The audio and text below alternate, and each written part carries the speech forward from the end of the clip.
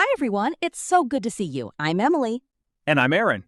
We're here to help you practice your English. Please, if you like our videos, help us by liking and subscribing. Yes, it helps so much. Today, we are going to talk about something we both love. That's right, our favorite books. We hope you enjoy our conversation. So, Emily, how are you today? I'm very good, Aaron. The weather is nice and I feel happy. That's great. Did you do anything fun this weekend? Yes, I did. I visited my family. We had a small dinner. It was very nice. How about you? Oh, I was a little lazy. I stayed home, I watched some movies, and, of course, I read a little. Oh, reading. That is a perfect start for our topic. It is. I was thinking about my favorite book. Me too. I was thinking about which book to talk about.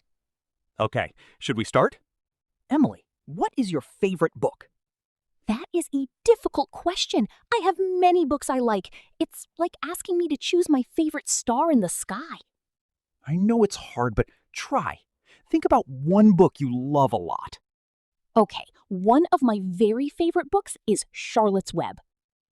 Charlotte's Web by E.B. White. I know that book. It's about a pig, right? Yes, a little pig named Wilbur. He is the smallest pig in the group, so the farmer wants to, do something bad to him. Oh, yes, but the farmer's daughter, Fern, saves him. That's right, Fern is a kind little girl, but the real story begins when Wilbur goes to another farm and meets a spider named Charlotte. A spider? Many people are afraid of spiders. I know, right? But Charlotte is not a normal spider. She is clever and kind. She becomes Wilbur's best friend. Wilbur is scared about his future, and Charlotte promises to save him. How can a spider save a big pig? That is a funny idea. It is funny. She uses her web. Exactly. I've got so many thoughts on what happened this week. It really is shifting daily. I mean, did you see the demo they dropped on Tuesday? Oh, absolutely. It blew my mind. But it also raised some pretty huge questions about how we define art in the first place. Right, so let's get right into it because we have a lot to unpack today. She writes words in her web above Wilbur's head, words like some pig and terrific. She writes words, a spider that can write. That is a great fantasy. Yes, it is fantasy. The people who see the web think it is a miracle. They think Wilbur is a special pig, so they don't want to hurt him. So she uses her brain. She is a very smart friend. Exactly. She is a loyal and smart friend. Why do you like this book? Do you remember it? Oh, I remember it now. I read it a long time ago. It made me feel many things. It made me feel happy for Wilbur, but also a little sad. Yes, the story has some sad parts. Life has sad parts. But the book is about the beautiful things in life too, like friendship and kindness. It is a book for children, but the feelings are for everyone. Yes, a good book has no age. Now, your turn. What is your favorite book? My favorite book is The Lion, the Witch, and the Wardrobe by C.S. Lewis. Oh, I know that name. It's a famous fantasy story. Yes, it's about 4 children, Peter, Susan, Edmund, and Lucy. They are sent away from London during the war to live in a big old house in the country. That sounds like the start of an adventure. It is. In the house, they find a big old wardrobe. A wardrobe is a big wooden closet for clothes, and this wardrobe is special. Very special. Lucy, the youngest, goes inside the wardrobe and doesn't find the back of it. She just walks through the coats and finds trees and snow. Snow inside a wardrobe? Yes! The wardrobe is a door to a magic world called Narnia. Narnia? What is it like? It is a land full of talking animals. There are beavers that talk and horses that talk and giants and dwarves. That sounds amazing and fun. It is fun, but there is a problem. A very bad witch. The White Witch rules Narnia. She makes it always winter, but it is never Christmas. Always winter? That new coffee shop down the street? Absolutely, it blew my mind. But it also raised some pretty huge questions about how we define art in the first place. Right. So let's get right into it because we have a lot to unpack today. That sounds cold. And no Christmas? That is so sad. I love Christmas. It is very sad. The witch is mean, but there is hope. There is a story, a promise that 2 sons of Adam and 2 daughters of Eve, that means the 4 children, will help beat the witch. So the children become heroes? They do. They learn to be brave, especially Peter, and they meet the true king of Narnia, a great lion named Aslan. A lion? Is he friendly? He is strong and powerful and a little scary, but he is also very good and kind. He cares about Narnia. The children, with Aslan's help, must fight the witch to save Narnia. So it is a story about adventure and being brave? Yes, and about good fighting against bad. So you see, our favorite books are both about animals, but very different. That's true. Your book is a big adventure in a magic world. My book is a quiet story about friendship on a farm. But both are wonderful. Do you read many fantasy books like mine? To be honest, not so many. I like stories that feel real, close to life. I also love romance books. Romance books about love and relationships? Yes, stories about people meeting, having problems, and falling in love. They are usually happy stories with a happy ending. I like happy endings. I see. My sister loves romance books too. She says they are cozy, like a warm blanket. That is a perfect way to say it. They are cozy. What does your sister like to read? She reads many books by an author named Jane Austen. Do you know her? Of course I know Jane Austen. She is one of my favorite authors. My favorite romance book is Pride and Prejudice by Jane Austen. Ah, a classic. That book is very old, right? From maybe 200 years ago? Yes, it is old, but the story is still fresh in its way. It's about Elizabeth Bennet and Mr. Darcy. Tell me about them. Elizabeth is a smart, funny young woman. Mr. Darcy is a rich, proud man. When they first meet, they do not like each other at all. Elizabeth thinks Darcy is stuck up. Darcy thinks Elizabeth is not important enough for him, but then they fall in love. Well, it is a long story. They have many problems and misunderstandings. You will have to read it to find out. Okay, you don't want to tell me the end, but it seems long and the English is maybe old and difficult. The English is a little different, but it is not too difficult. And the story is so good, you forget about the old language. Don't worry, you can do it. Reading in English is good practice. I always tell people to start with books they already know in their language. That is very good advice. I always tell our viewers to start with easy books, maybe books for children or teenagers. The sentences are shorter. Yes, for example, Charlotte's Web is a perfect book to start with in English. The story is simple and beautiful. And The Lion, the Witch, and the Wardrobe is also good. The language is very clear, but maybe you think fantasy is silly. No, I don't think it's silly. I think it is creative. I just don't read it often. Maybe I should try. You should. It is good for your imagination. Where do you like to read, Emily? What is your perfect reading place? I love to read in my favorite chair. It's a big, soft chair next to the window in my living room. When it rains, it's perfect. I can hear the rain on the window and read my book. It's very peaceful. That sounds wonderful. I like to read in bed before I sleep. It helps my mind relax after a long day. Sometimes I read for 5 minutes, sometimes for 1 hour. Do you ever read in other places, like on a train or a bus? Yes, I often read on the bus when I go to work. It makes the travel time pass quickly. Oh, reading on the bus is difficult for me. I get a little sick. My head feels bad. Oh, motion sickness? Exactly. I've got so many thoughts on what happened this week. It really is shifting daily. I mean, did you see the demo they dropped on Tuesday? Oh, absolutely. It blew my mind. But it also raised some pretty huge questions about how we define art in the first place. Right. So let's get right into it because we have a lot to unpack today. That's not good. So at home is better for you? Yes, at home is best. Do you use an ebook reader? You know, a small computer for books? Sometimes, yes. It is very handy. I can have hundreds of books in one small, light thing. It's great for travel, but I also love paper books. Me too. I love the smell of paper books. Old books have a special smell. And new books too. And I like to see how many pages I have read. I like to see the bookmark move. Yes, turning the page feels good. It feels like moving forward. You see, you are moving forward in the story. Progress. Yes. Do you ever listen to audiobooks? Oh, yes. I listen to audiobooks when I cook or when I go for a walk. It's a good way to read when your hands and eyes are busy. I agree. It's also great for English listening practice. You can hear how the words are said by a native speaker. You can hear the feeling in the speaker's voice. How you say words and the tone are very important. Speaking of characters in books, who was your favorite character in your favorite book? In The Lion, the Witch, and the Wardrobe, I have two. First, I love Aslan. Aslan, the lion, the king. Yes, he is so strong and wise, but also kind. He is a good leader, but he is also scary. You understand his power. And your second favorite? I also really like Mr. Tumnus. He's a fawn. That's like a man with the legs of a goat. A goat?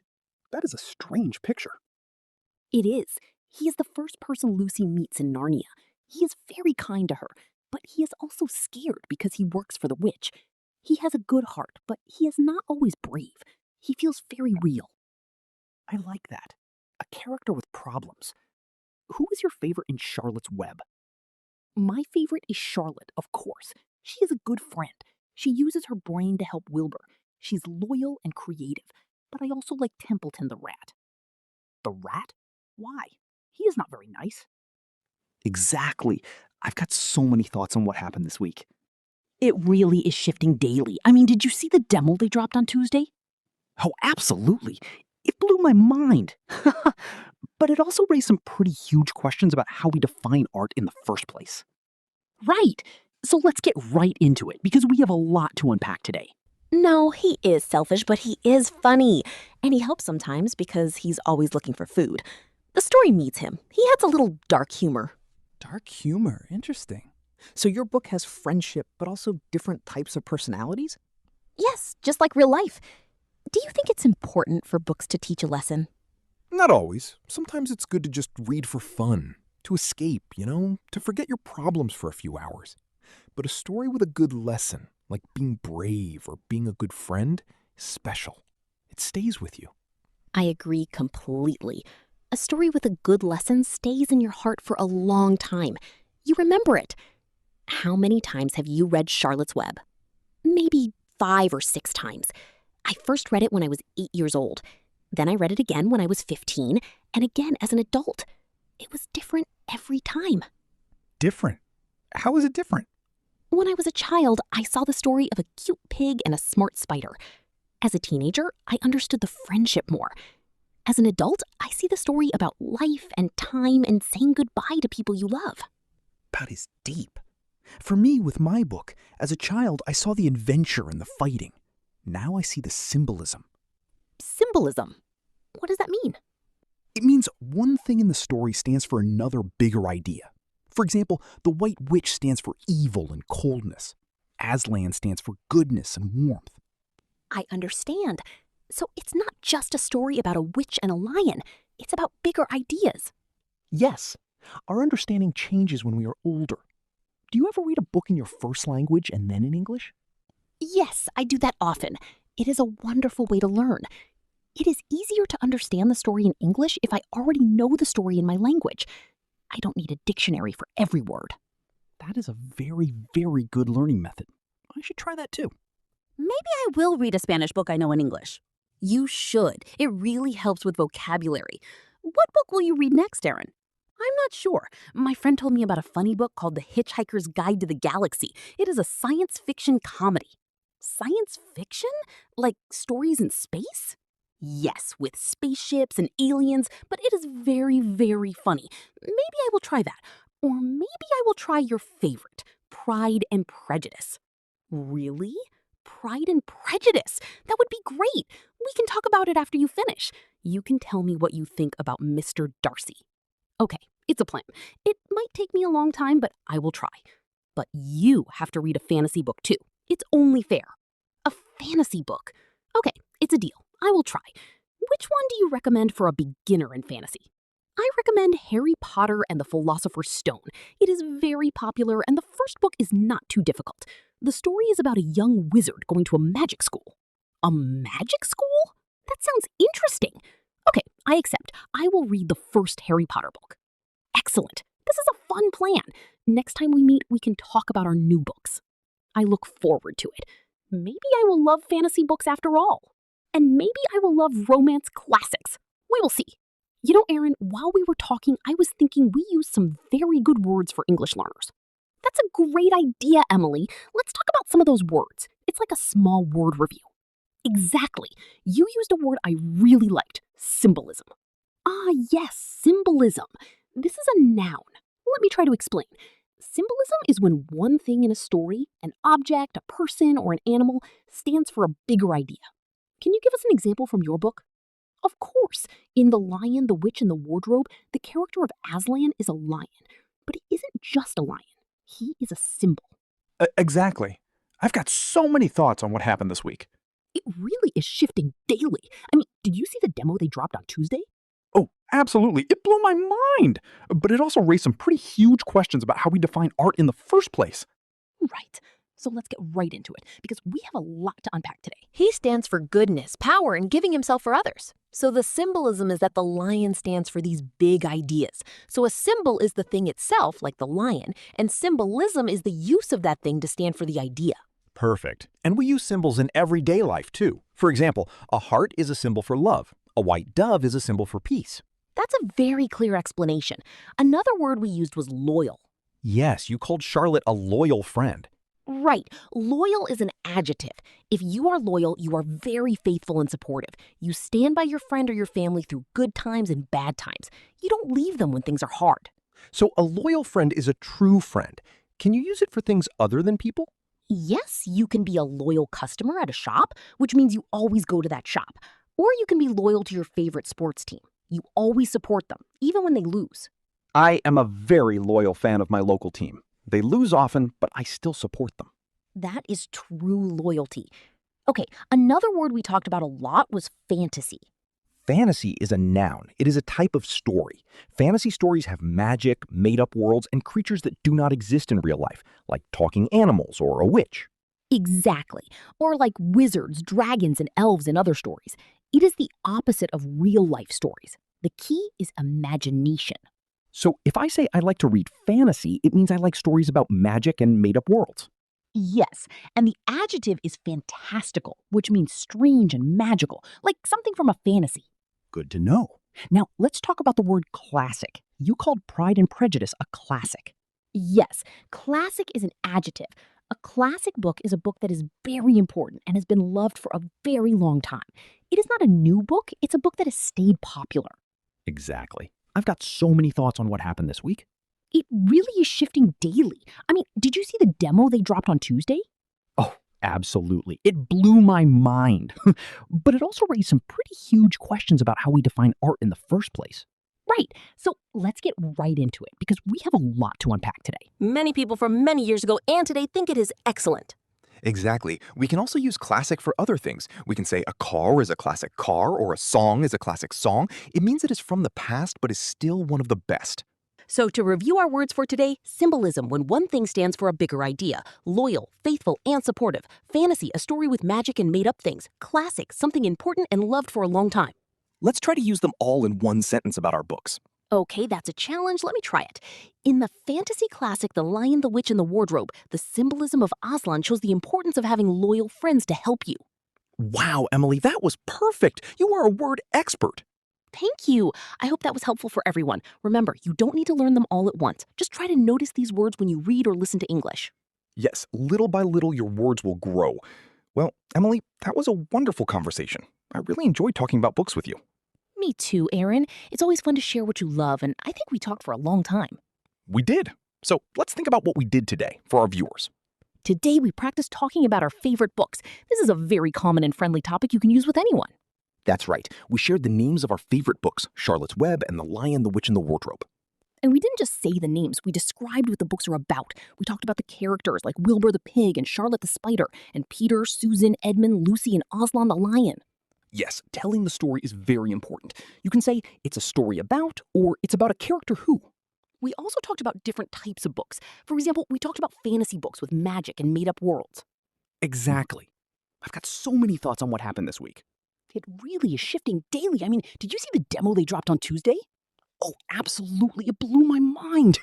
But it also raised some pretty huge questions about how we define art in the first place.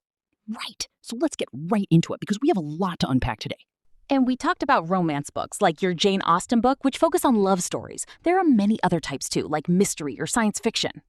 Then we talked about our reading habits. We talked about where we like to read. You in your chair by the window and me in my bed. And we talked about how we read. We both love paper books, but we also use e-readers and listen to audiobooks. Audiobooks are great for English listening practice. Absolutely. Then we had our small word review. We explained 4 useful words: symbolism, loyal, fantasy, and classic. Remember, a classic is a book that is important and loved for a long, long time. Maybe you have a classic book in your language too. And most importantly, we made a plan for the future. I promised to read a fantasy book, Harry Potter. And you promised to read a romance classic, Pride and Prejudice. That's right. It's good to try new things. Maybe our viewers can also try a new type of book. That's excellent advice. Learning English is a great time to try new books. Start with short books or books you already know. It will help your words and grammar in a fun way. So to summarize, today we practiced how to talk about a book, how to describe the story and characters, and we learned some new words about reading. Now it's your turn to practice. We always like to finish with a question for you. Our question of the day is, what is your favorite book and why do you like it? Or if you don't have a favorite book yet, what is a book you would like to read? Please tell us in the comments below. You can write just the book's name or a short sentence like, my favorite book is book name because it is Exciting. We read all your comments and we love them. It is a wonderful way to practice your English writing and you can see what other people from all over the world are reading. Exactly. I've got so many thoughts on what happened this week. It really is shifting daily. I mean, did you see the demo they dropped on Tuesday? Oh, absolutely. It blew my mind. But it also raised some pretty huge questions about how we define art in the first place. Right, so let's get right into it because we have a lot to unpack today. So please say hello and tell us about your book. We are very excited to read your answers. Thank you so much for watching Daily English Talk today. If you enjoyed our conversation about books, please let us know by giving this video a thumbs up. And don't forget to subscribe to our channel and click the little bell. That way you won't miss our next video. We talk about a new, helpful topic every time. We hope you have a great day, and we hope you find a wonderful book to read. Happy reading, everyone! Goodbye! Exactly. I've got so many thoughts on what happened this week. It really is shifting daily. I mean, did you see the demo they dropped on Tuesday? Oh, absolutely. It blew my mind. But it also raised some pretty huge questions about how we define art in the first place. Right, so let's get right into it because we have a lot to unpack today.